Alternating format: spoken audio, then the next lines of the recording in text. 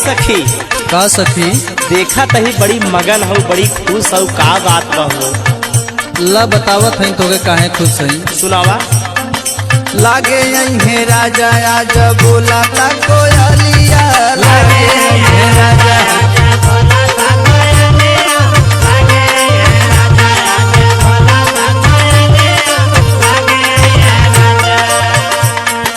होई के मगन छन के पाँव के पयलिया, लागे यही राजा आज बोला ता कोयलिया, लागे यही राजा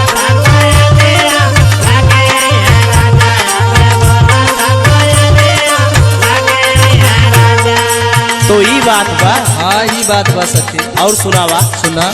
बरसों के पूरा होए हमारो सपनावा,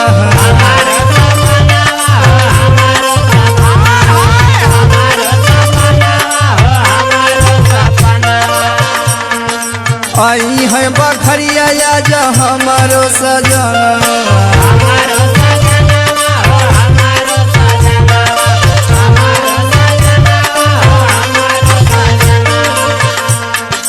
सुनत हो सखी। हाँ सुनत है और सुनावा।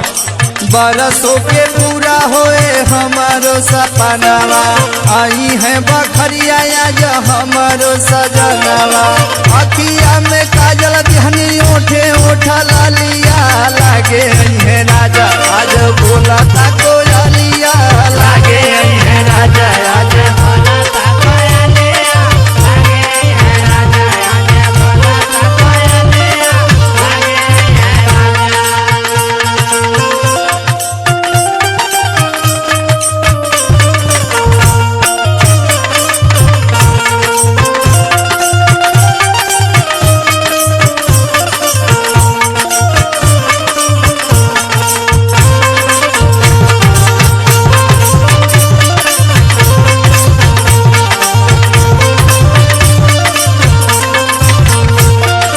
और सुना सखी।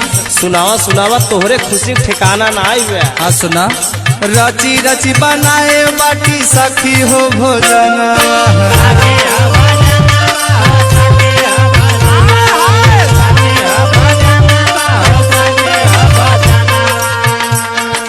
गोझिया कचौरी औरी पुआ पकवानवा,